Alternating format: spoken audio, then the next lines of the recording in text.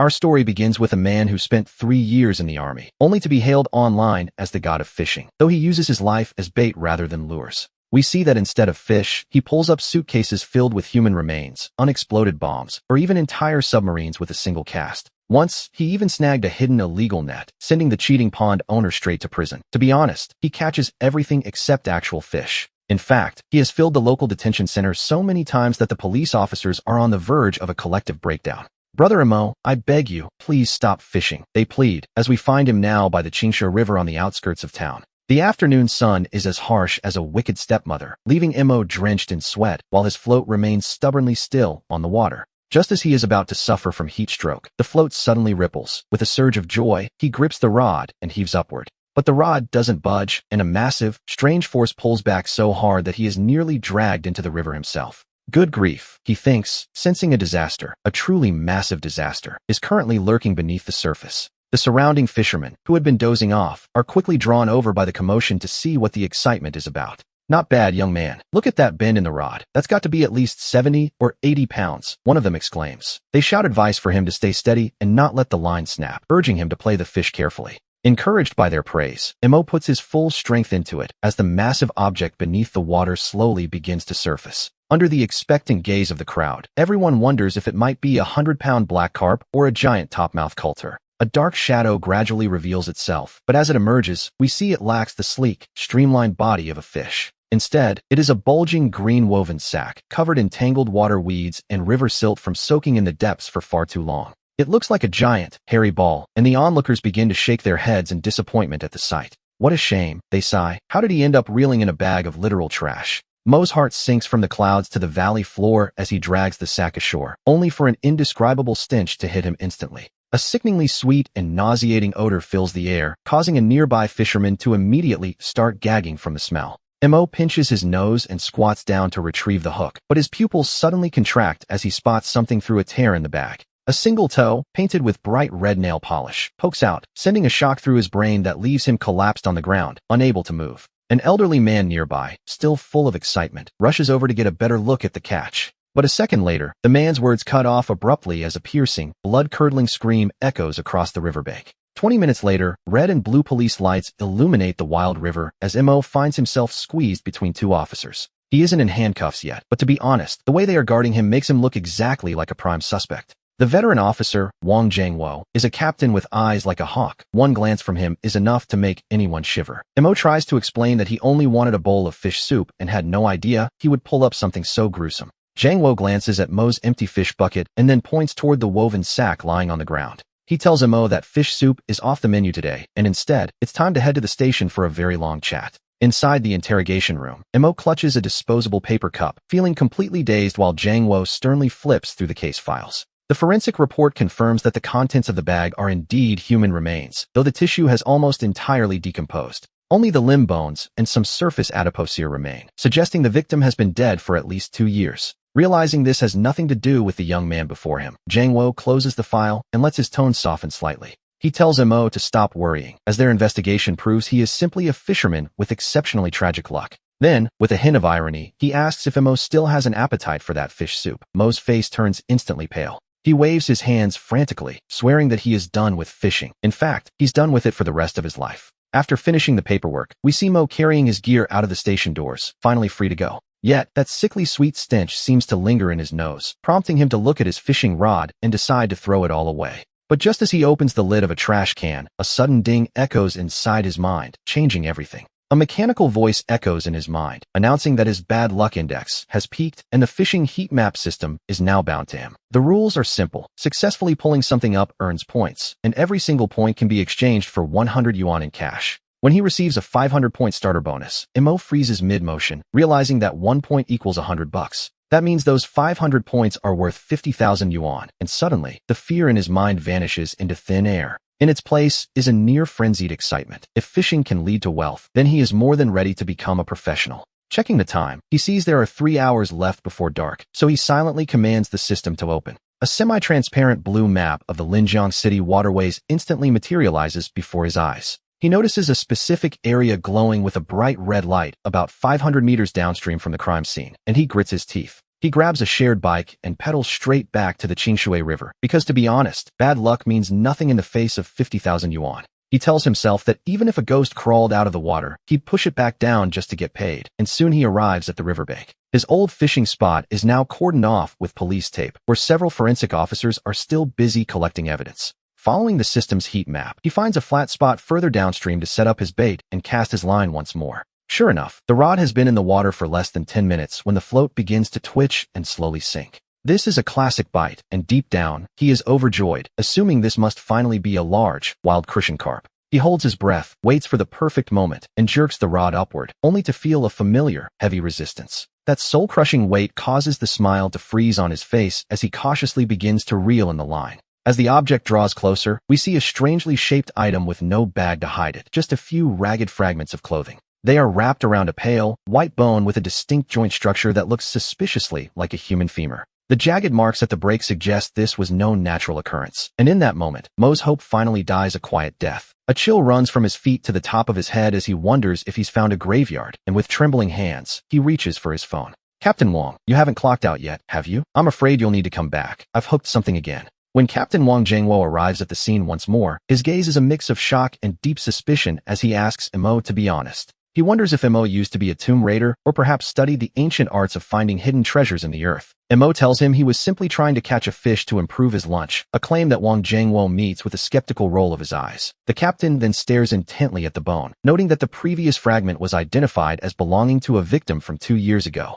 It matches a sensational cold case perfectly, and this new leg bone likely belongs to the very same unfortunate soul. Wang had handled that case himself. They had a suspect, but without a body, the investigation had completely stalled. He never imagined the key evidence would be fished out like this, and he tells Mo that he's truly done a great service. Once the case is officially closed, he promises to be the first to apply for a helpful citizen reward on Mo's behalf. 3 days later, in the Linjiang City Administrative Hall, Mo stands on stage as the man of the hour with a large red flower pinned to his chest. In his hands, he holds a ceremonial banner prepared by Wang Jingwo himself, labeling him a citizen against crime. Beside him, Wang Jingwo speaks into the microphone with great passion, announcing that in light of Comrade Mo's efforts and his outstanding contribution to this major case, the Bureau has decided to grant him the title of Good Citizen. The moment he hears the mention of a 50,000 yuan bonus, Mo's dull eyes instantly light up with newfound life. He tells himself the trip wasn't a waste after all, and as he leaves the ceremony, Wang Jingwo catches up to him outside. The captain tells him to take it easy, noting that the case is solved and the dead can rest, which is a great deed indeed. He adds that if Mo happens to fish up anything else interesting in the future, he should skip the emergency line and call his private number. Mo asks the captain if he could wish him something better for once, as he really just wants to be a quiet, ordinary fisherman. Wang laughs and wishes him a big catch instead, and after saying his goodbyes, Mo heads straight back to his home. He glances at his fishing gear in the corner, thinking that if he's going to do this right, he'll need much better tools for the job. He figured that if he kept catching such grim things, his rod clearly wasn't strong enough to ward off the bad luck. So, he spent a small fortune, buying a limited edition Daiwa Wave Dragon hand rod, top-tier imported fishing line, and master-grade floats. He even swapped the handle for peach wood to ward off evil spirits, certain that with this divine weaponry, he would finally catch a real fish. The next morning, his new gear arrived at his doorstep. We see him open his fishing heat map system to check the local waters. The map of Linjiang City had refreshed, and the red dots on the Qingshui River had completely vanished. Instead, about 30 kilometers away at the ominous Ghost Cave Pond, a deep crimson light was pulsing on his screen. It sat quietly at the bottom of the water. He hesitated, wondering what he would do if something actually happened while he was all alone. After a moment's thought, he pulled an old phone from his drawer and downloaded a streaming app, thinking that if he was going down, he might as well have witnesses. Besides, he told himself that netizens are often more reliable than real friends. By 3 in the afternoon, he reached the mountains near the pond. The taxi driver glanced at the destination on the GPS, then at Mo's professional gear, and hesitated before finally speaking up. He warned the young man that Ghost Cave Pond was a dirty place where people mysteriously fell in every year. Mo simply thanked him. The driver added that one could hear crying there at night, then slammed on the gas and sped away as if fleeing for his life. Mo grumbled that the man was just trying to scare him. He adjusted his expensive Wave Dragon rod on his back, trying to bolster his own courage. He told himself that since he had already fished up human remains, he had no reason to fear ghosts. He then began the 10-minute trek down the trail. Finally, we arrive at the exact location marked by the system's red dot. It was a classic, secluded mountain lake. The water was a deep, heart-stopping shade of dark green, looking quite terrifying indeed. Mo swallowed hard, feeling a sudden chill. He found a relatively flat rock to set down his bags and began fiddling with his live streaming equipment. To be honest, it was a very quiet start. Since he was a new streamer, the room was empty, but he wasn't in a hurry. He skillfully prepared his bait and adjusted his float. Using a specialized spoon, he tossed corn kernels into the water one by one, then cast his line perfectly over the glowing red spot. Time ticked by second. As the sun dipped below the horizon, the light in the valley began to fade into a deep, heavy shadow. Surprisingly, the number of viewers in the livestream began to climb, reaching just over 50 people. To be honest, Mo wanted to leave. Sitting there made his back feel unnervingly cold, but the system's red dot was right there. The dot was even swaying slightly, which meant it was definitely a living creature. He told his viewers not to worry. He explained that big fish only start biting at night. Just as he spoke, the float on the water suddenly jerked, and he snapped to attention. He shouted to his audience that he had a bite, his body instinctively reacting to the sudden movement. He yanked the rod upward, and with a sharp crack, the sound of the fishing line cutting through the water was incredibly loud. It even carried a metallic vibration. His expensive wave dragon rod instantly bent into a perfect, strained crescent moon. An indescribable force surged from the tip of the rod, pulling him forward so hard he nearly tumbled headfirst into the pond. The livestream chat exploded with excitement in that very instant. But at this moment, Mo couldn't care less about the comments. He gripped the rod with both hands, bracing the end against his lower abdomen. His face turned a deep shade of crimson as he let out a roar, using his entire body weight to pull back. He wondered what on earth this thing could be. It was far too heavy, and it didn't feel like a fish struggling at all. It felt more like a water buffalo was pulling from the depths. As he strained, the surface of the water began to churn violently. Massive bubbles rose to the surface, and the viewer count began to skyrocket as people tuned in to watch the intense struggle. The netizens joked that this definitely wasn't a fish, warning him that he might have accidentally hooked the Dragon King himself. One viewer even joked they'd perform a stunt if he managed to pull it in. Mo simply gritted his teeth in silence.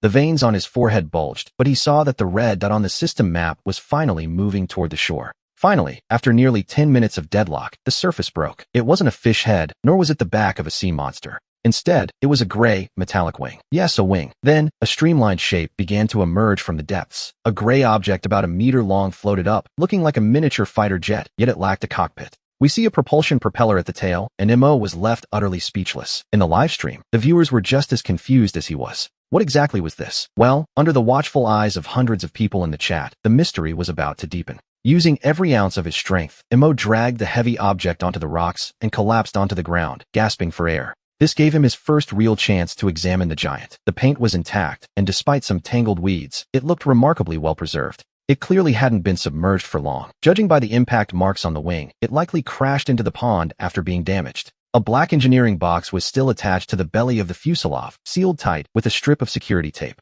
The writing on the seal was too blurred to read, but the livestream comments were already exploding, urging him to open the box. Mo swallowed hard. He hesitated for a long time, his mind racing with the possibilities of what could be inside. Ultimately, he forced a smile that looked more like a grimace, realizing the gravity of the situation. He told his brothers in the chat that when it comes to things like this, it's better to trust the authorities. It was only his first day of streaming, and he had no desire to end up behind bars. To be honest, who could blame him? He pulled out his phone and dialed Wang Jiangwo. At the municipal bureau, Jiangwo had just finished his paperwork for the day. The officer was just about to lie down for a nap when his phone rang. He saw the caller ID. It was the corpse finder again. He practically bolted out of bed. After listening to Mo's description, he immediately threw on his clothes and gave a stern command. He told Mo not to touch the box, to turn off the stream, and to wait right there. 40 minutes later, the silence was broken. The piercing sound of sirens shattered the tranquility of the valley as the police vehicles pulled up to the roadside. Jiangwo ran in with several young officers. When they finally reached the rocky shore and saw what was lying there, a gray drone over a meter long, everyone present took a sharp, collective breath of cold air. It was a T-series industrial frame, heavily modified with enlarged batteries and motors for long-distance flight. It was specialized equipment. Jiangwo ordered the scene cordoned off immediately to wait for the forensics team to arrive. Wang Jiangwo was a loyal drone enthusiast, and he recognized the model of this massive machine at a single glance. The technical team stepped forward immediately, cautiously inspecting the black box attached to the frame to ensure there were no explosives. Only after the seal was broken and the lid opened did we see the truth. Mo craned his neck to look, his eyes widening in shock. Officer Lee from the tech department knelt down, picking up a piece and noting that it was worth far more than gold. It was a microchip. These were high-end chips currently under strict market control, and this single box was worth at least $1 million. Wang Jiangwo frowned, suspecting a smuggling operation, as he had recently heard rumors about such activities in the area. It seemed a smuggling ring was using drones to fly illicit goods across the border through these remote mountain ranges. He hadn't expected one to crash into the ghost reservoir, only to be fished out. He turned to give Mo a long, searching look. His gaze was a mix of shock and suspicion, wondering if the young man had some secret informant within the criminal underworld. He asked how Mo always managed to find a major crime scene, but Mo insisted he only wanted to catch a simple fish. He had no idea this junk was in the water. To be honest, he would have much preferred a 100-pound black carp. Wang Jingwo shook his head with a sigh and waved to his men, deciding it was time to wrap things up at the shore. He ordered the evidence to be taken back and told Mo he would need to come along to the station as well. Mo agreed, though he jokingly asked the captain if he could finally sit in the front seat of the police car this time. And so, even though his live stream had been abruptly cut short that evening, the story was far from over. Clips of the old fisherman catching a high-tech drone began to spread across the internet like a wildfire. A day later, Mo had become a local celebrity in Linjiang City, even though the specific details of the case remained classified. A public notice was released praising a citizen Mo for assisting the police in breaking a major smuggling case. Combined with his previous television appearance for the dismemberment case, his follower count exploded by over 50,000 overnight. The comments section was filled with colorful characters, all marveling at the sheer absurdity of his luck.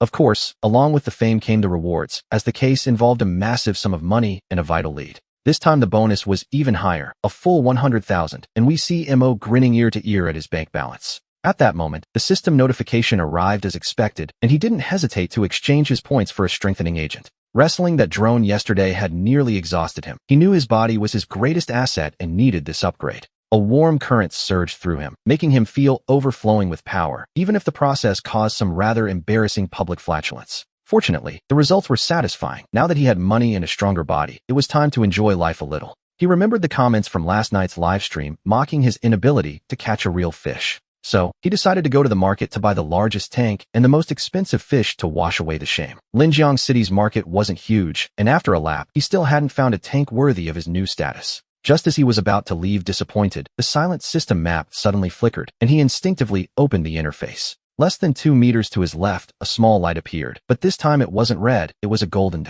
The system manual mentioned nothing about golden markers, but he figured it must be a rare treasure. Gold always looks expensive, after all. He stopped and turned toward a small stall selling turtles, which consisted of nothing more than a few worn plastic basins. Turtles of all sizes crawled inside, watched over by an honest-looking old man. Mo's gaze locked onto something nearby. It was a filthy foam box, exactly where the golden marker on his system map was currently hovering. Inside sat a lone, palm-sized turtle covered in dried mud, with 3 distinct black ridges running down its back. Seeing him eyeing the creature, the old man explained he had picked it up in the countryside a few days ago. He called it a closed-shell turtle and offered to let it go for a mere 100 yuan. A golden system marker for only 100 yuan? To be honest, this felt like the bargain of a lifetime. He bought it immediately. He didn't know what made this thing special yet, but the system was never wrong. As he walked, we see Mo start his live stream, eagerly telling his brothers he has something special to show them. He asked if his 100 yuan find was worth it, and thanks to the morning's news, the viewers flocked in immediately. Over 3,000 people flooded the room, joking that they had finally caught the Minister of Justice in action again. The chat was buzzing about his new turtle, until someone pointed out that this creature didn't look like an ordinary pet. One viewer noted that if they weren't mistaken, this was a wild golden coin turtle, judging by the shell's wear. Based on the growth rings, it was at least several decades old, making its value easily reach 6 figures. The realization hit the chat. Wild golden coin turtles are protected species, and Mo was back to his old tricks. From fishing up bodies to buying illegal wildlife, his life was certainly full of excitement, perhaps a bit too much. Watching the screen, Mo's hand trembled so hard he nearly dropped the turtle. That golden system marker was a trap. He realized gold didn't mean treasure, it meant golden handcuffs, so he made a decision that went against his instincts. With practiced ease, he dialed Captain Wang Jingwo, though the phone rang for a long time before being answered. Wang groaned, asking if Mo was his nemesis, as he had only 1 day off a month and wondered what was caught now. Mo explained he hadn't caught an aircraft carrier, but had bought a turtle at the market that might be protected. On the other end of the line, we can practically hear Wang Jingwo taking a very long, deep breath.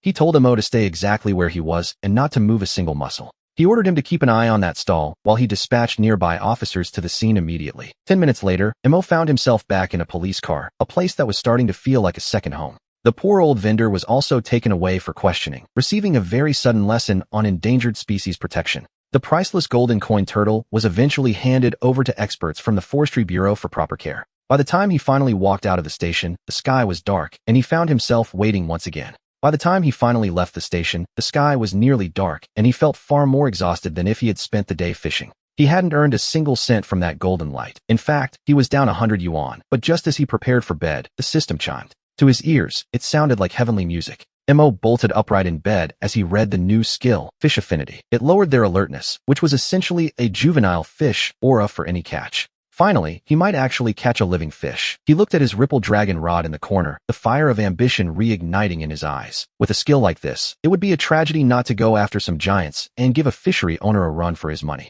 As the first light of dawn crept over the windowsill, he was already up and washing, eager to grab his gear and land something massive. By 8 in the morning, we find him at the northern outskirts of Linjiang City, at the famous Old Wang's Paradise Fishery, once an abandoned kiln pit. The place had been taken over and transformed into a fishing ground by a balding owner named Zhang Dafu. The scene was quite spectacular, with many anglers already lining the banks as Mo walked through the entrance with his gear bag. Zhang Dafu immediately came over to greet him with a loud exclamation. He asked if this wasn't Linjiang's big celebrity, the famous Minister of Justice himself. Blowing a smoke ring, Zhang mockingly asked if he was there on an official inspection or if he had actually come to stock up on fish. With a hint of sarcasm in his eyes, the owner added that he should probably set some expectations first. He joked that his pond only contained fish and certainly didn't have the kind of criminal performance Mo was usually looking for. The regulars nearby burst into laughter, but Mo didn't bother with the banter, simply stating he was a serious angler and asking for the price. Zhang Dafu held up 5 thick, carrot-like fingers to give him the answer.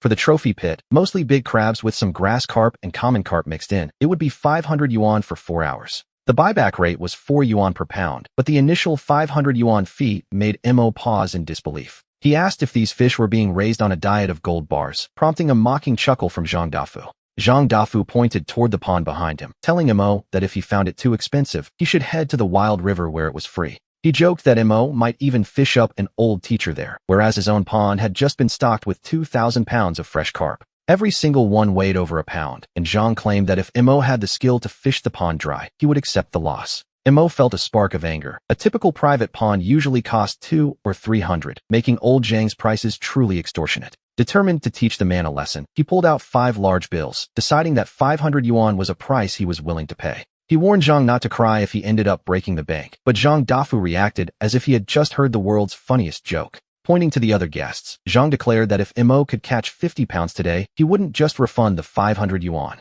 He would eat the entire fish basket right there on the spot. Yes, quite a bold claim indeed. With everyone present as a witness, the surrounding anglers began to clap and cheer, and Mo wasted no more time on words. We see him find a spot to sit down, setting up his equipment, and preparing to start his live stream for the day. He announced to his growing audience that it was time to get to work, skillfully adjusting his float and preparing the bait nest. Though he hadn't caught many fish in recent years, he knew this routine by heart, and today, he had a secret advantage. Catching a fish now felt like a certainty, so he carefully baited his hook with specially prepared bloodworms. Full of confidence, he cast his first line of the day, watching as the float settled steadily in the water with 2 notches showing. He gripped the rod and focused his mind, but as 1 minute turned into 5, and then 30, nothing happened. The float remained as motionless as a needle in a haystack, which, to be honest, started to feel a bit suspicious. Through his system's thermal map, he could clearly see a cluster of white dots in his bait area, yet the fish simply refused to bite. It was truly bizarre, but inside the air-conditioned office, Zhang Dafu watched the surveillance monitor with a cold, mocking smile. He called Mo a fool in his head, knowing full well that he had dumped half a ton of chemical fertilizer into the water yesterday.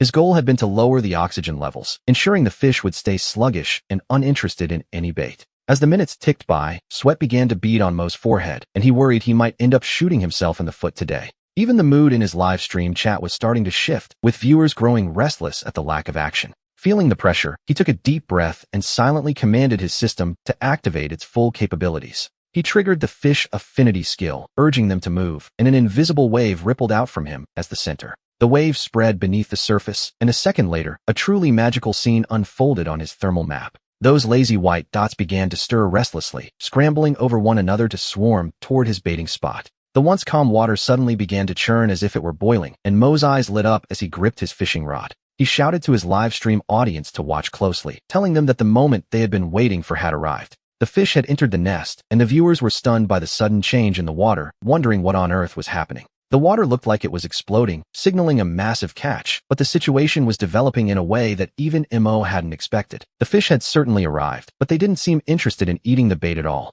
Instead, like fanatical fans meeting an idol, they were desperately rubbing against his float and tangling themselves in his line. Some fish were even jumping straight out of the water, attempting to charge onto the shore in their excitement. A large carp weighing over 2 pounds landed right at his feet, flopping wildly on the muddy ground with its mouth gasping. It looked as if it were professing its love for him, leaving Mo completely stunned while his viewers watched in utter disbelief. The comments exploded, with people asking what kind of dark magic this was, or if he had poured something strange into the water. They wondered how these perfectly normal fish had suddenly gone mad, questioning if this was the legendary gathering of 10,000 fish. Zhang Dafu's expression soured, and he dropped his sunflower seeds in shock. In all his years running this pond, he'd never seen this. He had seen record catches and total failures, but never fish jumping onto the shore of their own accord. To be honest, it was terrifying. Mo wasn't feeling particularly happy either, breaking into a cold sweat as the fish swirled around him without ever biting the hook. He pulled up his line only to find a single scale. Deep down, he was pleading with the fish to actually bite instead of just rubbing against the bait. As we see him struggling to manage this crowd of fanatical aquatic fans, his thermal map suddenly caught a glimpse of something else. Right beneath that dense cluster of white dots, a familiar red light flickered into existence, and around that red point,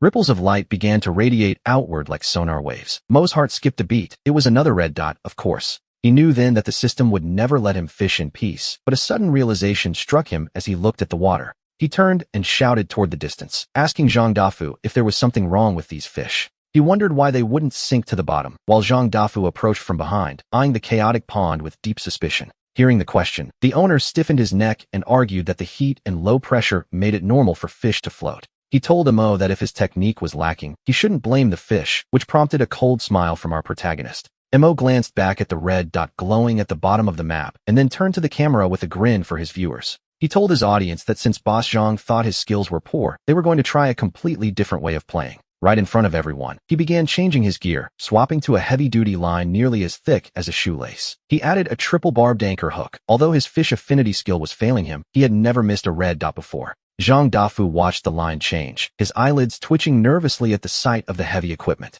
He asked what Mo was doing with an anchor hook, noting that nobody used such a thing for normal fishing. Mo simply stood up and stretched. His eyes were locked onto that red dot at the bottom of the map as he coolly asked if he had ever said he was going to fish. With a motion like throwing a grenade, he aimed directly for the red dot and hurled the heavy hook into the water with a loud splash. The hook sank straight to the bottom, and instead of pulling back immediately, he used the system map to gently drag it along the floor. He felt the terrain through the rod, and suddenly, he sensed the hook snagging on something hard, a sensation he knew all too well. Without a second's delay, he let out a fierce roar and prepared to pull. That sudden shout startled all the nearby anglers, who turned their heads just in time to see Mo planting his feet firmly in a wide stance. He leaned his body back like a drawn bow, his hands gripping the ripple dragon rod as it bent to its absolute limit before he jerked it upward. If his previous attempts at hooking fish were like playing a delicate violin, this move was more like snapping a heavy industrial cable. The agonizing sound of the line cutting through the water echoed across the entire fishing ground, proving that whatever lay beneath was incredibly heavy.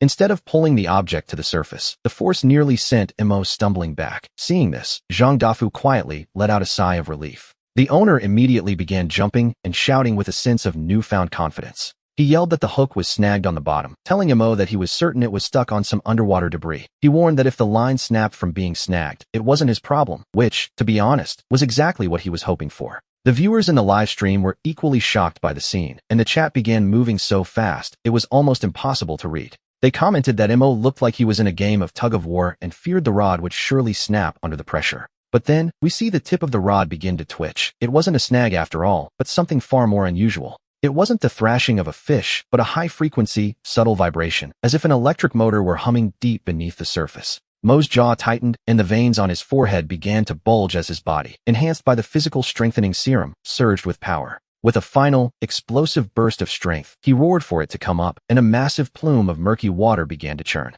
A dark, massive object tangled in weeds and old fishing nets was forcibly dragged from the depths by our protagonist. It was connected to a long, waterproof cable that stretched all the way across the pond to the manager's office. As it broke the surface, the piercing sound of electrical sizzling and a high-pitched hum suddenly became painfully clear to everyone present. Those standing on the shore felt a sharp pain in their eardrums and a strange sense of irritability. The fish that had been crowding Mo scattered instantly as if they had been struck by a bolt of lightning, fleeing in every direction the moment the object emerged. They crashed frantically into the banks, and some even floated up belly white, causing every angler there to drop their rods in disbelief. As we watch the crowd stare blankly at the mysterious black box, an elderly angler slowly removes his reading glasses in disbelief. He mutters under his breath, asking what on earth this thing is, his voice filled with a growing sense of suspicion. The crowd demands that Boss Zhang explain himself, asking if this was the low air pressure or poor technique he had mentioned earlier. Zhang Dafu's face turns a ghostly white. He instinctively lunges to pull the power cord, but Mo quickly pins it down with his foot.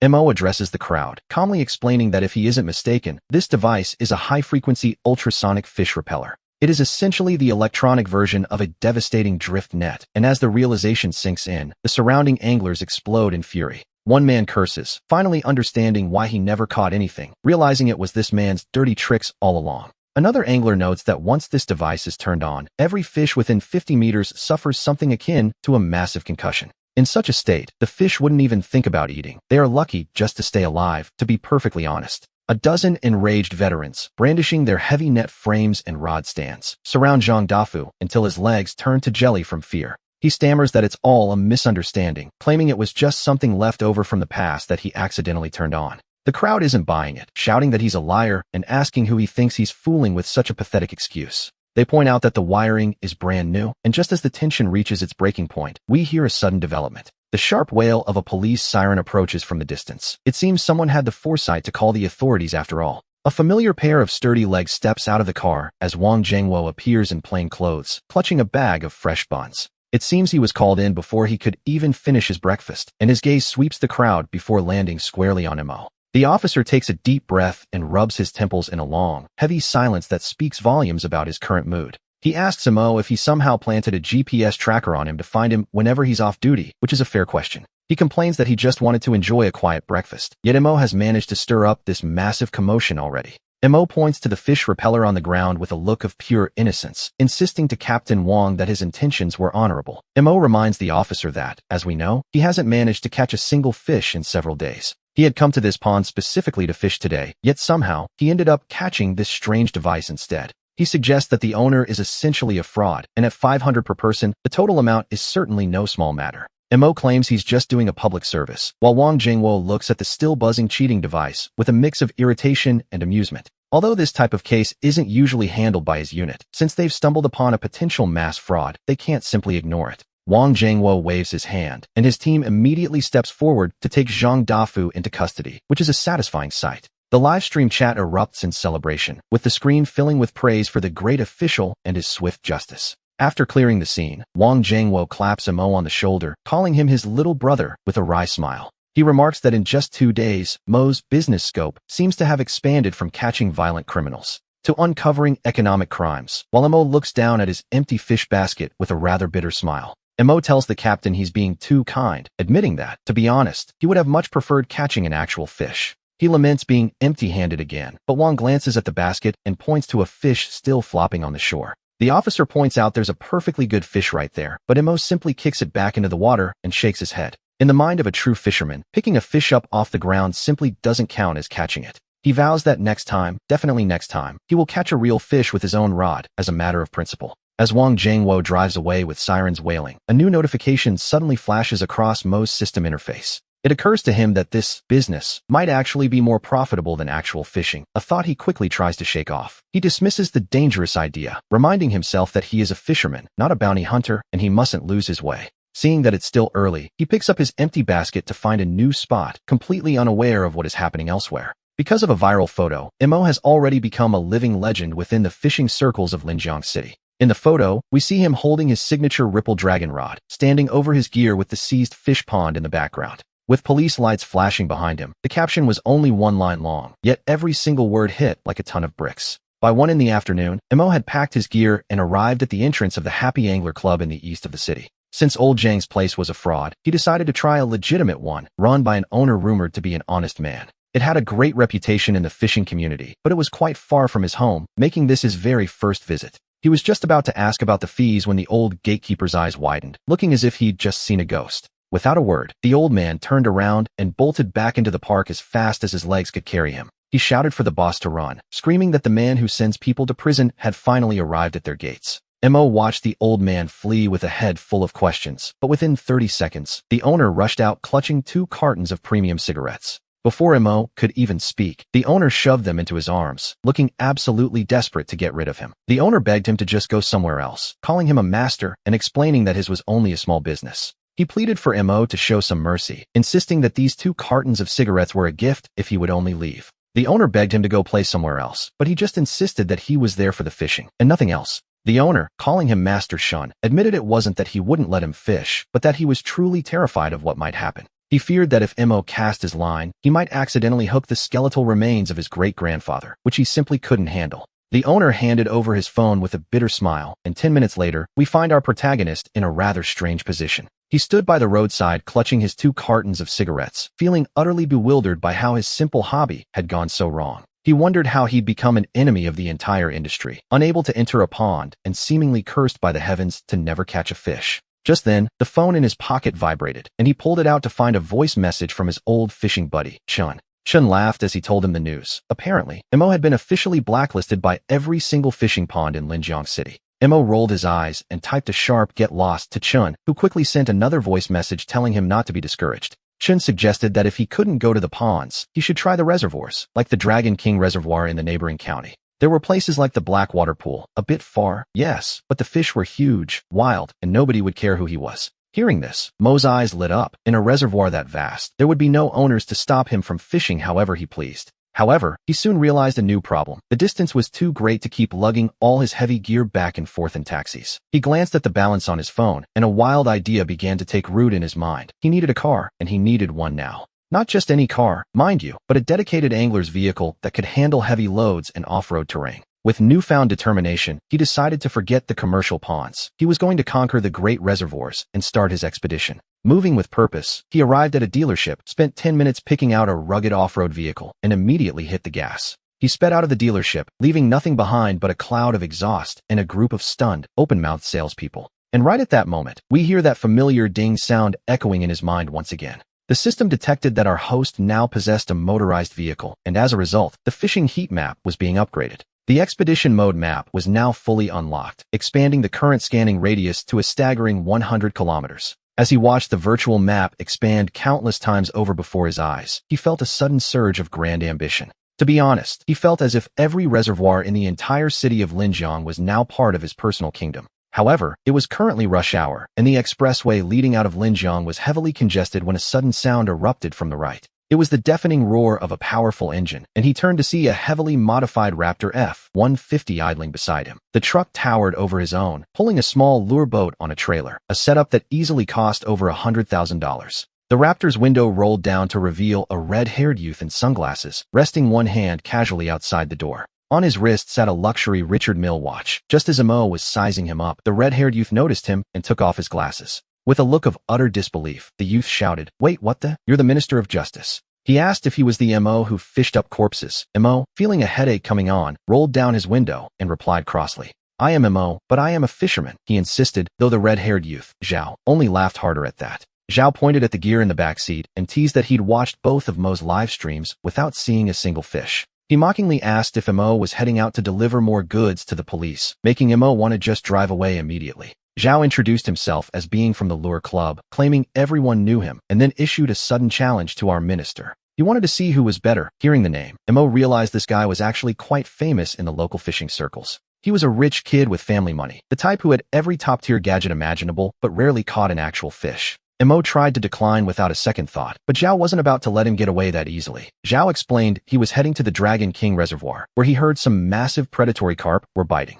He proposed they go together, offering a high-stakes bet. If Mo won, he'd give him a brand new gear set from his truck. It was a Shimano lure set worth over $30,000. Suddenly, Mo's hand stopped halfway through closing the window. His current rod was decent, but he had always wanted to try high-end lure fishing. He just couldn't justify the cost of the gear. Mo looked at Zhao and asked for the specific rules. Zhao kept it simple. Whoever caught the heaviest single fish would win. If Mo lost, he simply had to shout 3 times on his live stream that lure fishing was king and traditional fishing was for seniors. Mo rubbed his nose, thinking the rich kid's terms were quite insulting, but then he took a quick glance at his system map. 50 kilometers away at the center of the reservoir, a massive light was flashing, not red or white, but a blinding, pure gold. The golden was moving fast. Mo's lips curled into a friendly smile as he realized the prize was already within reach. "Fine, I'll take that bet," he said. "Just don't go crying to your mother when you lose. See you at the reservoir." An hour later, we finally arrive at the Dragon King Reservoir, one of the largest water sources in the region with a vast, shimmering surface.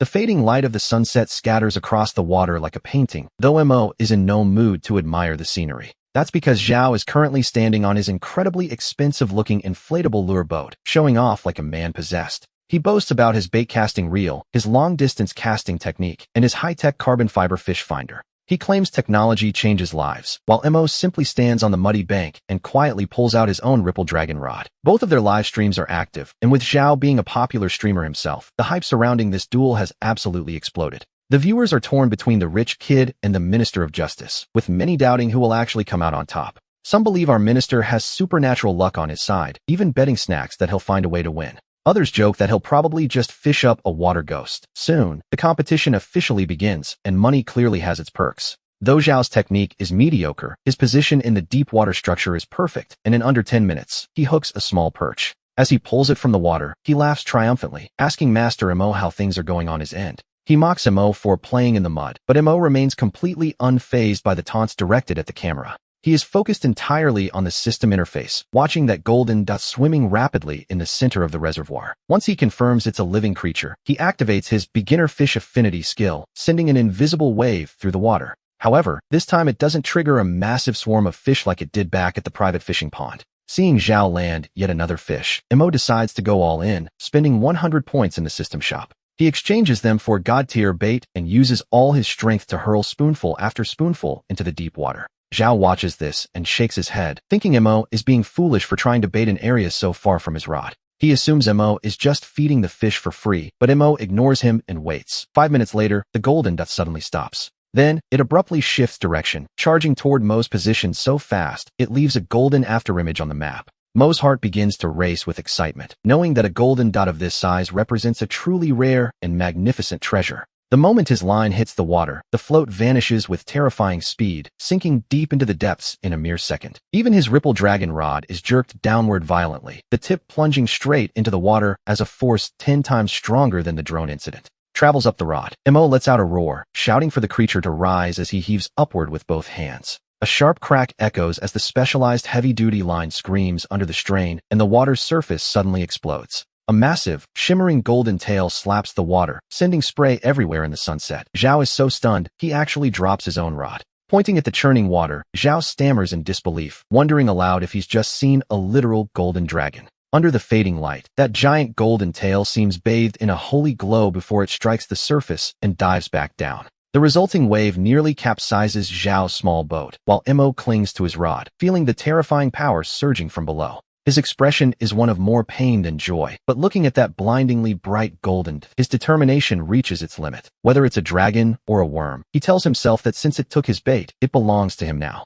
With a final push, man and rod begin an epic battle against the depths on the banks of the Dragon King Reservoir. The livestream chat is absolutely exploding, with everyone standing up to witness what they believe is a miracle in the making. Fans cheer for the minister, wanting him to show the rich kid the true power of a miracle, but Mo has no time for comments. His arms feel as heavy as lead, aching and sore, yet his inner wild joy erupts like a volcanic explosion. It's alive, it is definitely alive. Through the rod, he can clearly feel the desperate, powerful struggle of the creature beneath the waves. As he struggles to use his technique to neutralize the underwater momentum, he can't help but burst into a triumphant laugh. He shouts to Zhao that he's finished, estimating that this catch must weigh at least 50 pounds. He mocks Zhao's small fish as mere snacks compared to this, though a pale Zhao snaps back that the line might still break. Zhao warns him that anything is possible until the fish is on land, desperately hoping for a stroke of bad luck. But in Mo's dictionary, the concept of a broken line simply doesn't exist. He ignores the spite and glares at the system map. As that golden dot on the map draws closer, Mo's eyes light up, recognizing the signs of a legendary living creature. He is certain this must be a rare, top-tier catch, the kind that could finally wash away his reputation as a perpetual loser. Everything rests on this single moment. Time ticks by, and the stalemate continues for over half an hour. Finally, we see the underwater giant begin to tire, its desperate struggles growing weaker as its stamina fades. Seizing the moment, Mo leans back with a roar, pulling with all his might until the water's surface violently explodes. A massive dark shadow is forced out of the depths, and the first thing we notice is a thick, flat tail. Then comes a wide, flattened body that, at first glance, looks like a piece of driftwood or a giant catfish. Zhao lets out a startled cry, swearing in disbelief at the sheer size of what he thinks is a catfish. He wonders if its head is as big as a wash basin, but a second later, Zhao and the entire livestream are stunned into silence. As the creature is dragged onto the shallows, it doesn't flop on its side like a fish. Instead, it extends four thick, stubby legs. It begins to crawl clumsily across the bank. Yes, actually crawl, before opening an impossibly wide, gaping mouth. It lets out a bone-chilling wail that sounds exactly like a crying infant, leaving Mo frozen in place, as if paralyzed.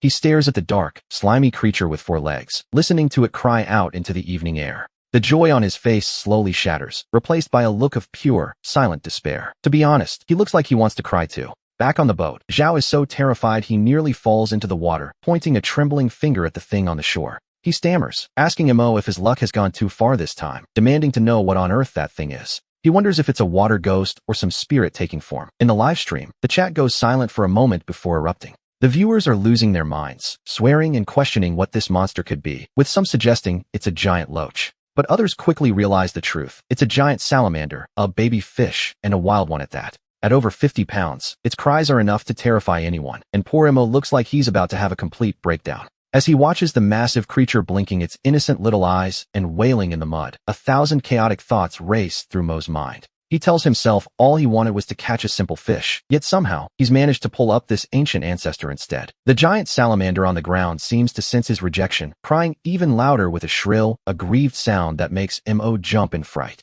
He immediately tosses his fishing rod aside and raises both hands over his head, pleading with his viewers that he is innocent. He swears he was only looking for a large cult of fish, and that this creature practically insisted on hooking itself. It's as if the fish is trying to frame him, he thinks, while Zhao paddles the boat to the shore but refuses to actually step off. Keeping a respectful distance from the massive salamander, Zhao looks on with eyes full of awe and addresses his friend. He admits defeat, noting that in all his years of lure fishing, he's seen people catch snakes, trash, and even birds. He's even seen people pull up turtles, but using a hand rod to land a 50-pound giant salamander is something else entirely. Zhao declares Mo is the first person in history to pull this off, but Mo is far too panicked to appreciate the compliment. He begs Zhao to stop talking and help him figure out what to do, because he has no desire to end up behind bars. His mind is filled with images of Officer Wang Jiangwo inviting him back to the station for tea. This isn't a prize, it's a liability. It feels less like a catch and more like a life sentence, so he rubs his temples and squats a safe 2 meters away from the beast. He looks humble, almost like a servant tending to a temperamental royal, wanting to unhook it but far too terrified to touch it. The creature lets out 2 more wails that make his skin crawl, and he silently begs the ancestor to stop its crying. He mutters that if it keeps crying, it'll attract wolves, or worse, it'll attract the police, though he stops mid-sentence as a realization hits. Looking back at the phone still broadcasting the live stream, he resigns himself to fate and dials the emergency line to ask for help. He asks to be transferred to the Forestry Bureau or Animal Protection, explaining that he has caught another protected species. The operator on the other end pauses for a long moment before hesitantly asking if he is a certain gentleman they know. They ask if he's the Minister of Justice, who keeps catching criminals and rare beasts, leaving Mo to rub his forehead in pure exhaustion. Mo sighs and confirms his identity, explaining that he is currently at the Dragon King Reservoir, where he has just landed a wild giant salamander weighing nearly 50 pounds. He adds that it's alive and currently wailing, urging them to hurry before it suffers from dehydration, and then he finally hangs up the phone. We see him looking completely drained, only to notice Zhao Duyu standing nearby with a water bottle, casually splashing water over the creature's skin. As he pours, Zhao clicks his tongue in amazement, wondering aloud how on earth a creature like this managed to grow so incredibly large. He jokes that 1 pot wouldn't be enough to stew it, and they'd need 2, prompting a panicked Mo to rush over and cover Zhao's mouth. Mo warns him that if he wants to go to prison, he shouldn't drag others down with him, noting that every pound of this meat represents a prison sentence. 1 pot of this, he remarks, would earn them a lifetime of prison meals, while the viewers in the live stream, who love a good disaster, are absolutely losing it. The fans joke that Zhao is a true outlaw, suggesting that if he actually made that soup, his next bed would likely be made of iron bars. They predict Officer Wang will arrive in 5 seconds, and as if on cue, Mo's phone begins to ring once again. The caller ID shows Wang Jiangwo, and with a trembling hand, Mo answers only to hear the officer's voice sounding particularly sharp and weary. Wang greets him by name, mentioning that he was just in the middle of working overtime and eating instant noodles when the call came in. He says the command center told him Mo was causing trouble again, joking about how he hadn't managed to hook any old teachers this time around.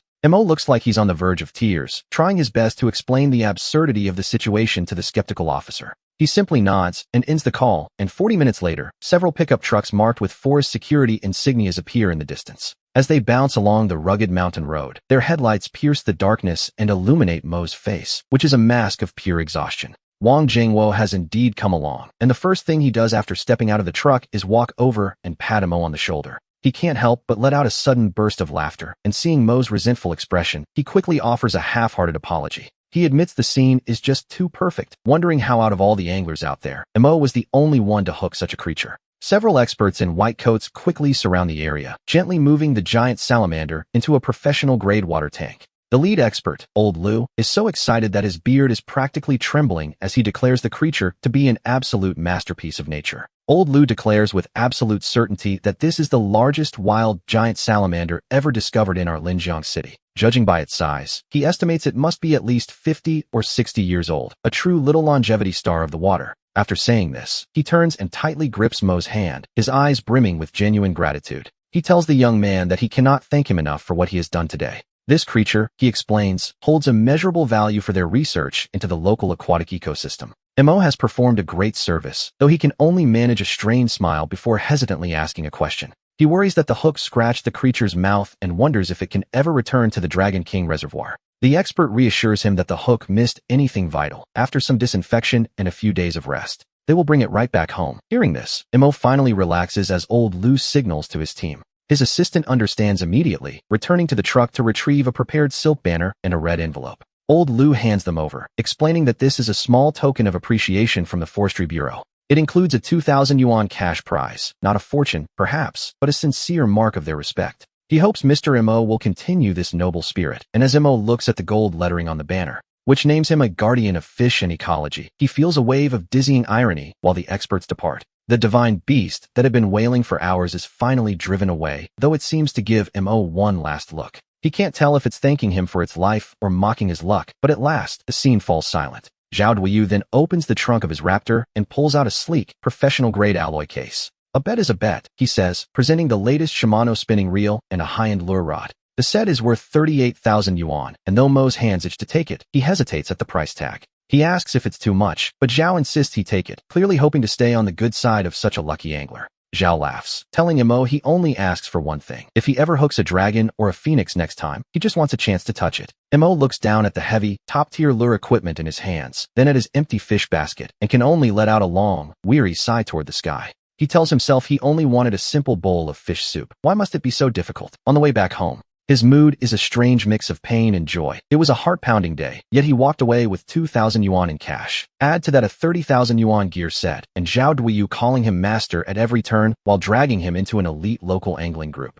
Zhao insists he join to open the eyes of those frogs in a well, but the pain remains. Mo is still technically empty-handed. He mutters bitterly while driving, cursing the system and refusing to believe his luck can stay this cursed forever. Next time, he vows to find a place so desolate even ghosts won't visit, just to see what nonsense the system tries to pull then. It is well past midnight by the time he returns. After washing up, he collapses on the sofa and summons the system. Catching that giant salamander earned him 1,000 points, bringing his total to 3,500. He opens the exchange shop, hoping to find something to break his no-fish curse when he notices a new icon shimmering in the daily specials section. It is a trial version of the Ultimate Inside Eye, priced at 500 points per use. Once activated, it allows the host to see everything clearly up to 10 meters underwater for 10 full minutes. Mo reads the description and bolts upright on the sofa. To be honest, this is nothing short of a literal cheat code. In the past, his fishing was nothing but a guessing game. Now, the game has changed. Without a moment's hesitation, he spends the points for the trial. Next time, he plans to head to the famous Thousand Island Lake,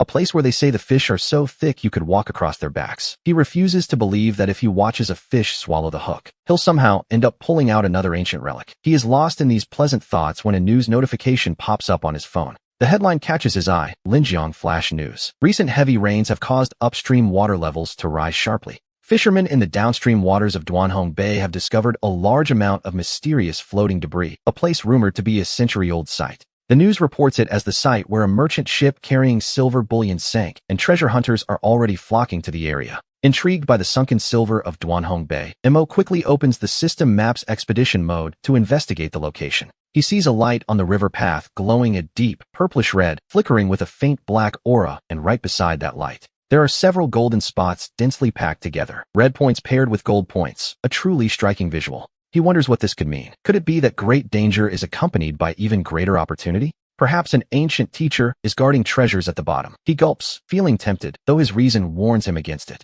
Deep down, he knows that going there likely means another meeting with Captain Wong. After hesitating, he rubs his chin and mutters to himself. He decides to give it one more try. After all, with the ultimate inside eye, he can simply peek underwater first. If it's just another body, he'll run. If it's something good, he'll fish. The next day, he sleeps until noon before driving out again. After driving for over an hour, he arrives at Duanhong Bay, a place where the river channel forms a massive, sharp U-shaped bend. The current is rapid and full of hidden reefs. Because of the complex terrain, debris from upstream often gets stranded right here. Since ancient times, it has been a prime spot for those seeking alternative fortunes. Already, many cars are parked along the riverbank. Dozens of people are wielding detectors of all sizes, scanning the muddy flats for treasure like they are sweeping for mines. Mo finds high ground to park, grabs his gear, and skillfully starts his live stream. Immediately, the viewer count begins to climb. The comments flood in, with one fan jokingly greeting the minister, while others recognize the famous Duanhong Bay. Some claim the place has more water ghosts than fish, while others have heard rumors of people actually fishing up silver ingots.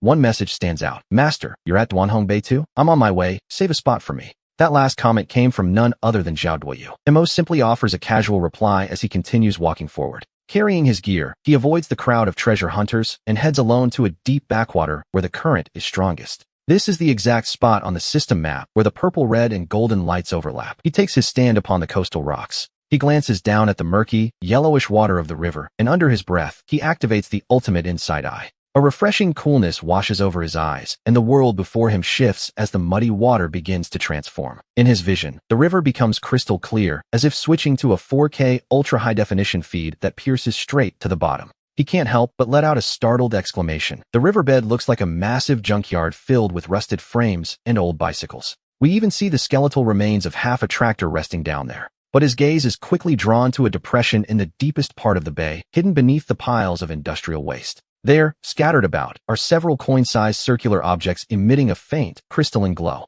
Before he can even celebrate, he notices a massive, oval-shaped object over a meter-long lying beneath the silver coins. It sits half-buried in the silt, wrapped in a thick, broken iron chain where the brightest silver pieces are snagged. On the system's thermal map, this giant oval object is pulsing with a heart-pounding, purplish-red light. Checking the timer, he realizes he has barely 5 minutes left before his special vision expires. He must deliver the hook precisely to that massive object or snag the chain. Quickly, he switches to his gear. He grabs the oversized feather hook that made him famous, adds a lead weight, and takes careful aim for the cast. The weight traces a graceful arc through the air, landing perfectly above the target and sinking slowly into the depths. Holding his breath, he maneuvers the rod until the hook brushes against the chain holding the silver ingots. Suddenly, a chime rings in his head, and the underwater world instantly returns to its natural, murky state. A wave of dizziness hits him, but he ignores it, snapping his wrist back as a heavy sensation travels up the line. It's the unmistakable feedback of metal biting into metal, and feeling triumphant, he grips the rod with both hands to pull.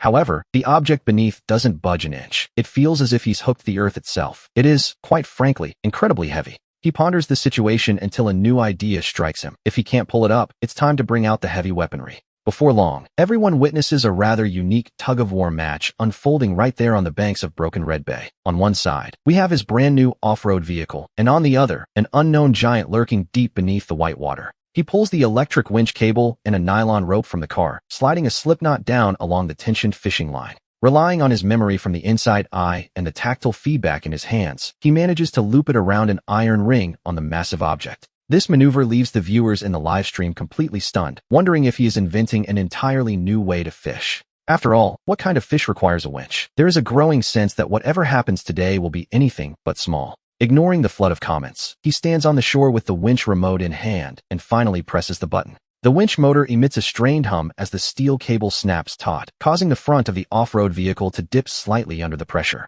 Nearby treasure hunters are drawn in by the commotion, gathering around to watch the spectacle and offer their own theories. Some suggest he's hooked a shipwreck, while others are certain it's just sunken wood, which is common in these parts. One person even jokes about pulling up a coffin, as more onlookers pull out their phones to record the scene. The water's surface begins to churn violently, bringing up black mud and bubbles along with a heavy, stagnant stench of decay. Amidst the high expectations and a sudden splash of water, the underwater giant finally reveals its true form, starting with a section of chain. It is a thick, rusted iron chain, and clinging to it are several dark, rounded lumps that emit a faint, shimmering glow. His eyes light up the moment he sees them. It's silver, genuine silver, just as he had suspected. Next, the massive object entangled in the chains is dragged onto the shallows by the winch, a giant, oval-shaped hunk of iron. Covered in rust, it looks neither like a coffin nor a treasure chest, but it features a protruding metal ring at the very top. His hook and the tow rope are perfectly snagged on that metal ring. He stops the winch and rushes over to inspect it closely. There is something strangely familiar about it, resembling perhaps a giant capsule or something far more industrial. To be honest, it looks quite a bit like a massive gas tank, and the braver members of the crowd lean in to inspect the thick iron plating. It looks like a part from some kind of machine. Someone shouts, "Look, there's writing on it. It says Yongwei." In the live stream, the flood of celebratory comments suddenly vanishes, leaving a vacuum of silence for a single, chilling moment. Then, a bold red comment with exclamation marks streaks across the screen like a thunderclap. "Host, run. Get out of there now. Don't touch that ring. Whatever you do, don't touch it." A viewer named Old Wong is spamming the warning, leaving Renma wondering if this is real. Another message flashes by. "That's a World War II aerial high-explosive bomb. Look at the shape. It's an aviation bomb. Or maybe a magnetic naval mine. That ring you're hooked onto is the trigger mechanism. Stop looking and run. If this thing goes off, you're headed straight to heaven." Renma turns his head stiffly toward the iron mass less than 2 meters away. Suddenly, he hears a faint but incredibly crisp click sound. A wave of icy dread surges from the soles of his feet to the top of his head. He freezes instantly. The people who had been crowding around the iron object also realize, a second too late, that something is very wrong. Is that thing making a noise?" someone whispers. To be honest, it was the last question they should have stayed to ask. The crowd freezes for a heartbeat before scattering like a disturbed nest of hornets. In the blink of an eye, the shore is deserted. Everyone has fled, and Renma wants to run too, but he can't. His rod is connected to the line to the car, and the car to the rope. The rope is pulled tight against that trigger ring, and the winch is locked solid. If he tries to release the tension now, he's certain he'll be taking a one-way flight to the clouds. His legs shake uncontrollably as he forces himself to stay calm. With trembling fingers, he dials Wang Jiangwo. The call connects quickly, and Jiangwo's voice sounds utterly exhausted. "Renma, what is it now? I'm in a seminar about your unique situation. Tell me you haven't caused more trouble." Staring at the massive iron sphere, Renma speaks with a trembling voice. "Captain Wang, there are no dead bodies this time. But I might be about to send a whole group of living people to the other side. I used my winch to pull up a bomb at Broken Soul Bay. The viewers say it's an aviation bomb, and I'm standing right on top of it." Silence follows, until 3 seconds later, the sound of a chair crashing over echoes through the phone. And then, we hear Wang Jiangwo's voice erupting in a desperate, lung-tearing roar, ordering everyone to stop the meeting and dispatch the bomb squad and helicopters immediately. "Renma, stay exactly where you are and don't move a muscle. Keep your breathing light. That is a 2,000-pound aerial bomb. If that thing goes off, the entire bay is gone." "I know, Captain Wang," Renma replies. "Right now, I'm afraid to even let out a sigh, let alone move." 10 minutes later, just as he feels he is about to collapse from the sheer tension, the roar of rotors finally echoes through the sky. A helicopter sweeps in, circling over the bay as the massive downdraft sends the surrounding reeds whipping wildly in every direction. Panic surges through him again as he shouts blindly, "Don't come any closer. The wind is too strong. It's going to move the car." Realizing the danger, the pilot quickly pulls up and lands on a distant road. Soon, Wang Jingwo arrives with a large team of officers. They immediately establish a 2-kilometer exclusion zone, and even the curious onlookers watching from a distance are evacuated to the opposite mountain. Several experts in heavy, bulky bomb suits carry their toolkits toward him, moving with the awkward but purposeful gait of penguins. Standing 100 meters back, Wang Jingwo shouts through a megaphone, "Listen to the experts. Do exactly what they say and do not move." Renma wants to nod, but his neck feels as though it's been set in concrete, so he simply blinks his eyes, hoping the captain can see him. The lead disposal expert, an older man, scans the object with his instruments. His expression darkens as he speaks into his radio. "This is a foreign-made M666, he reports. "It was designed specifically to sink warships. The explosive payload inside wouldn't just vaporize this car, it could level half of this hillside." He glances at the trigger ring held tight by the nylon rope and wipes sweat from his brow. This young man is incredibly lucky. The firing pin is rusted, and right now, it's held in a state of incredibly delicate, almost impossible balance. It's a good thing he didn't try to run, or the vibration might have tripped the pin. Hearing this, Renma feels his mind go blank. "Master, can you disarm it?" he whispers. The expert shoots him a sharp glare. "Don't speak. Even the sound waves from your voice could cause a vibration." His plea for help dies in his throat, which seems a bit unfair, considering how much the expert is talking. What follows is a half hour that feels infinitely longer than the 10 minutes he spent waiting for the helicopter to arrive. We watch as 2 disposal experts proceed with extreme caution, using liquid nitrogen spray to freeze the firing mechanism before reaching for their precision tools. Bit by bit, they begin to cut away the tangled nylon rope and Renma's fishing hook, while the senior expert can't help but grumble as he works. He mutters that he's spent his entire life disarming explosives on construction sites and even in subway tunnels. But having to deal with a bomb that someone actually caught with a fishing rod, well, that is a first for him. Renma is nearly moved to tears, silently pleading for the master to just focus, when suddenly, a sharp click echoes through the air. The tension in the nylon rope finally snaps as it's cut, and the second expert quickly snaps a stabilizer onto the firing pin. The man lets out a long, heavy sigh and slumps to the ground, announcing that they are, for the moment, safe. Renma feels the strength drain from his body as he collapses, gasping for air, until the old expert walks over and claps him on the shoulder.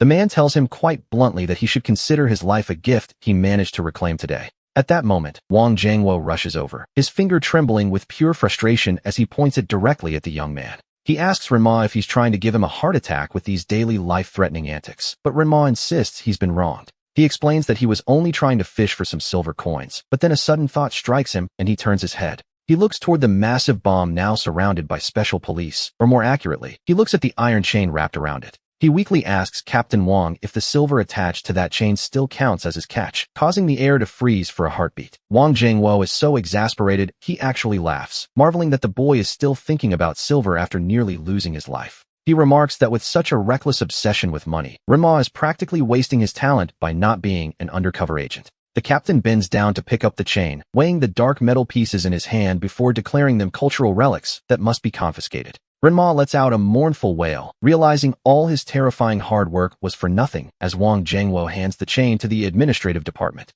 The captain pats his shoulder to comfort him, telling him to stop crying because even without the silver, he's performed a great service. The bomb was hidden and highly unstable. If he hadn't pulled it up, a future flood might have sent it downstream with catastrophic results. If it had struck a downstream bridge or a power station, the consequences would have been unthinkable, but now he qualifies for both a bomb disposal and a cultural relic reward. Wang Jiangwo explains that after coordinating with the Cultural Relics Bureau, they've decided to apply for an 80,000 yuan reward, holding up 8 fingers to emphasize the point. Renma's eyes, which had been dull with disappointment, suddenly light up like searchlights, and he feels as though all his physical exhaustion has vanished instantly. He even feels a sudden, reckless urge to go back and take a commemorative photo with the bomb, while Wang Jiangwo simply shakes his head with a helpless smile. The captain asks him, quite seriously, if he could please report what he intends to catch beforehand next time. He admits his heart can't take much more of this, prompting Renma to nod vigorously and pat his chest as he makes a solemn, heartfelt promise. He looks the captain in the eye and insists that next time, yes, definitely next time, he will actually catch a fish.